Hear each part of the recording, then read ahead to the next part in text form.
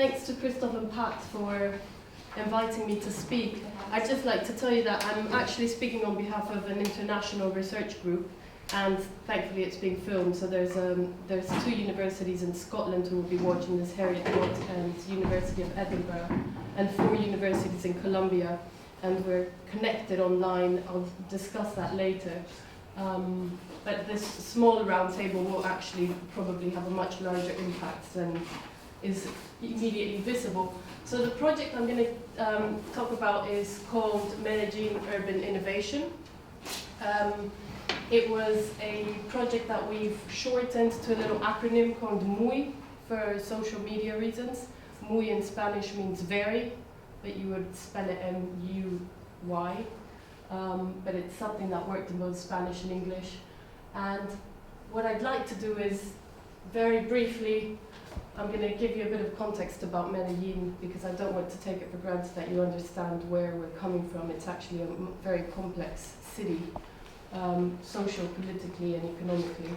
And I'm going to tell you a little bit about innovation, which is the basis of this project, and the themes that innovation brings out, then the method with which we're delivering or working on this project, the proposal and the discussion. And I'll try and keep it very brief. Interrupt me if you want.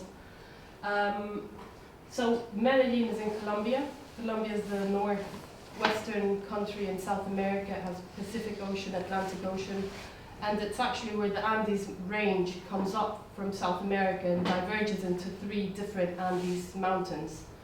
So Medellin is inside what's called the Aburra Valley, and it's very, very lush and fertile. This is a picture I took when I was arriving in August, and landing into this incredibly urban city is quite an experience, because you just fly over valleys and valleys, and it's very green and fertile.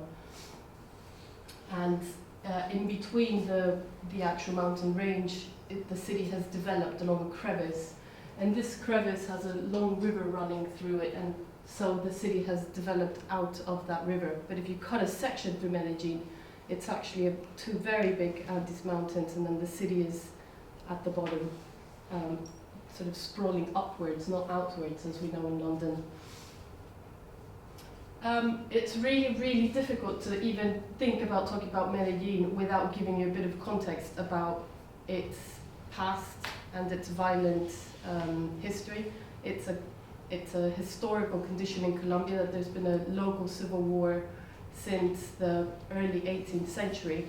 But Medellin particularly, because it was home to the Medellin cartel, has at one point in 1991 reached 90,000 deaths per year, which is a really staggering figure. I mean, I don't know if you try and compare that works out at 17 deaths per day, and if you really try and compare that to something that we can relate to nowadays, in the highest, most violent year of Medellin, which was 1991, there were 6,439 murders, homicide murders in the city. And in the highest peak in Baghdad, which was in 2007, there was 3,800. So this is really